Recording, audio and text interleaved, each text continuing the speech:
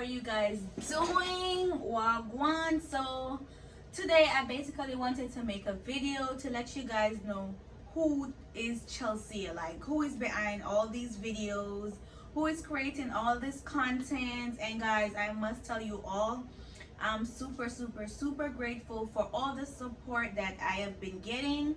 Like, I made it to 1,000 subscribers. Well, I'm just over 1,000 now, but I am so grateful. Like, I'm super grateful because when I just started, I'm just basically somebody with no fame, no nothing, and I wanted to start YouTube because I have so much knowledge that I want to share. But then in the beginning, I was like, I don't know how to explain myself. Well, like, when you know what you're doing, but you can do it better than you can explain it. So I was basically going through something like that. I'm like, my explanation sucks so bad, but I want to do YouTube so bad because I know the knowledge that I have. And my problem with YouTube is not really explaining. I think my main problem is when I have to voice over. If I explain in the moment while I'm doing it, it would have been so much better for me. But I think my main problem is I have to be explaining. It's the voiceover explaining, because then I don't remember what I did, or I don't remember why. Like, I probably see my hand doing something and I'm like, okay, I'm gonna say that in that moment. Like, if you're a YouTuber, tell me if you feel me. Like, I'm like, okay, I'm gonna explain it like that. But then 5 days later, when I go to voiceover, I'm like, why the hell did I touch like that? I'm like, what was I trying to say? So I think like voicing over for me would have been so much easier if I could find a way to do it. Let me turn this thing off because it's making, oh, but I can't because that's my lighting. Damn. Anyways, when the light is on, it's making that sound that you're hearing in the background, but I can't turn the light off because then the lighting is going to be horrible. So I hope it's not too annoying. But yeah, so anyways, I started the YouTube. It's working for me. I'm enjoying it so far. And for everybody who just recently subscribed to my channel, like, I'm so grateful for you guys. Welcome to the channel. I have so much to give. I have so much to offer, and I can't wait to share all my knowledge with all of y'all. And the more that I explain, the more that I do voiceover, is the better that I'm getting. So y'all are up for some really like some good treats. So yeah, I'm excited for that. So I want to jump quickly like how I started to do nails and where I'm at in this moment. So I was just like a nail enthusiast in the beginning. I was like, every time I'm on Instagram, hold on. I just went to the liquor store to get drinks for my clients, so I'm just taking a sip. Anyways, I'm like, every time I see videos on Instagram, I used to stop and look at it because I'm like, dang, how did they do that? I would like to do nails, but you know what I'm saying? I'm like, I can't draw. See, that's what messed most of y'all up, thinking, okay, you cannot draw. You don't need to know how to draw to do nails. I literally couldn't draw like a stick man in the beginning. I cannot do nothing that when it comes down to drawing, I cannot do it. So I was like, dang, you gotta be so artistic, and I'm not. So I was like, okay, you know what? I'm gonna shoot my shot anyways. Maybe what I'm gonna do is I'm gonna offer services, but not nail art.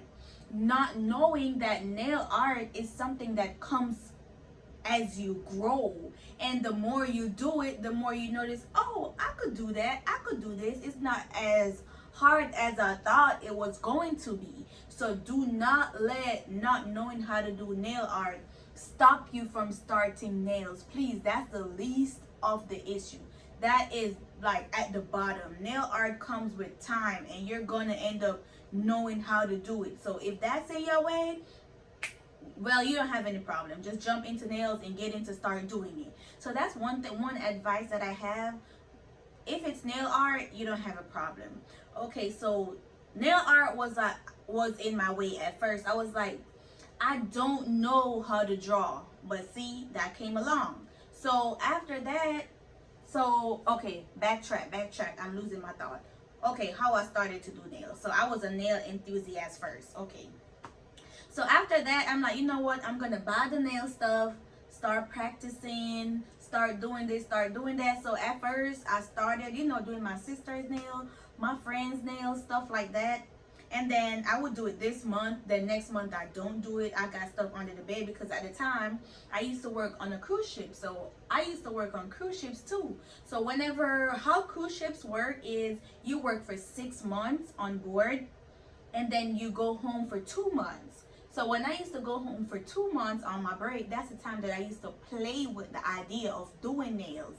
So I was like, I want to get into this so bad. Even when I was on the cruise ship, I was trying to cross train in the spa to do nails, but I didn't have any experience or anything, so they wasn't really excited to accept me in the spa. So that didn't go well. So anyways, I was playing with the whole idea of doing nails, all that. So every time I come off the ship, I do my friend's nail, I do my sister's nail, all that good stuff.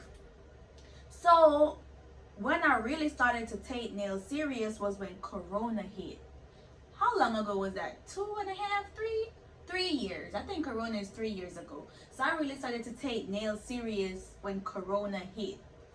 Corona, that's when I was like, okay, I'm not going back to the ship, because ship went on pause for a good minute, and of course nobody was taking any cruises, none of that good stuff. So ship paused. So I was like, okay, I'm gonna use this break to focus on nails, focus on my craft, get my acrylic application, get all those things down.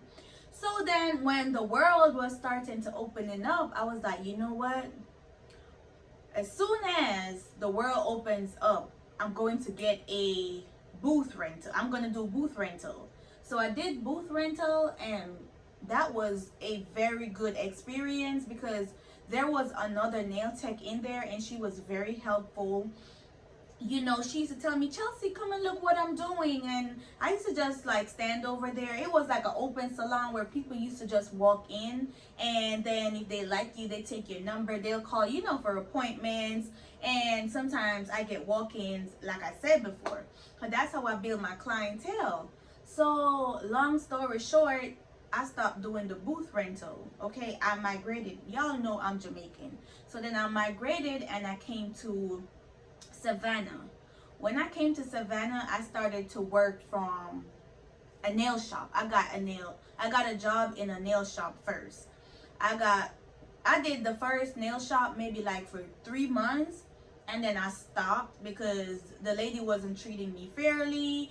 She was skipping my turn. The rotation wasn't right. So I'm like, you know what? I'm not in the mood for this. I was feeling like, okay, little issues out there. I don't want to touch on that topic. We all know what I'm talking about.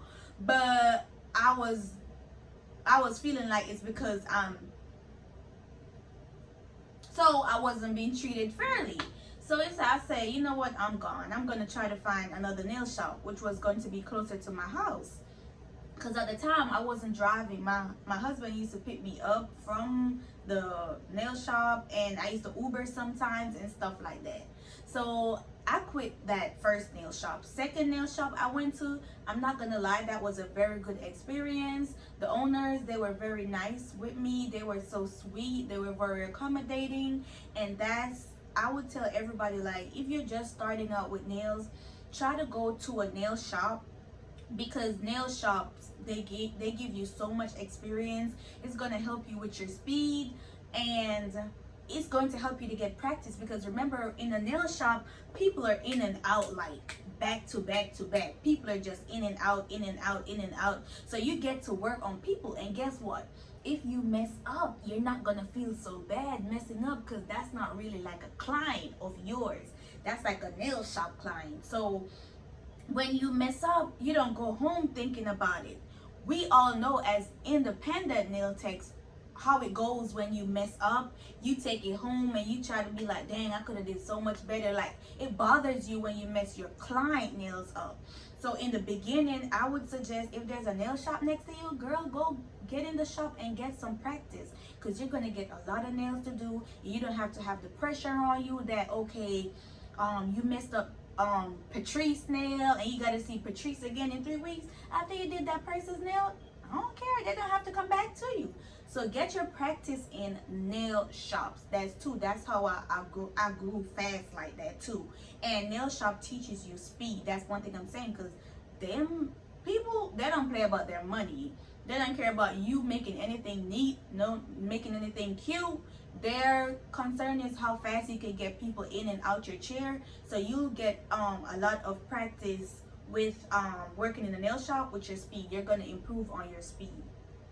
So that's nail shop experience. What I think, that's my view on working in nail shops. Okay, that's it for nail shops.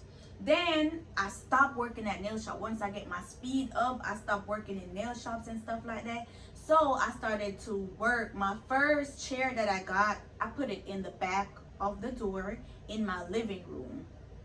And I didn't do that for too long. I probably did it for 2 weeks because the smell was so strong in the house. And I couldn't, when I sleep at night, I could smell nails like a salon. So I'm like, I can't do this.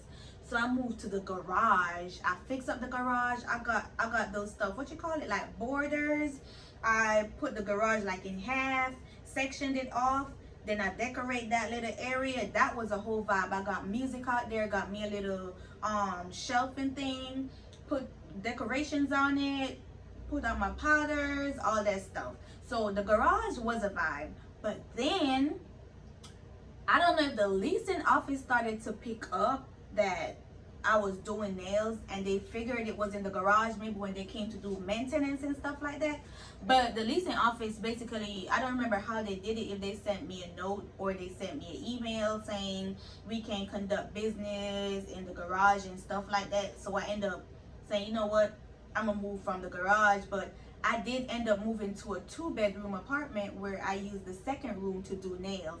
And I was doing that for a good minute. I did that for maybe 8 months, I would say. That went well too. But then the leasing office caught up on me again. I think because what I got from that was my clients, they were calling the leasing office.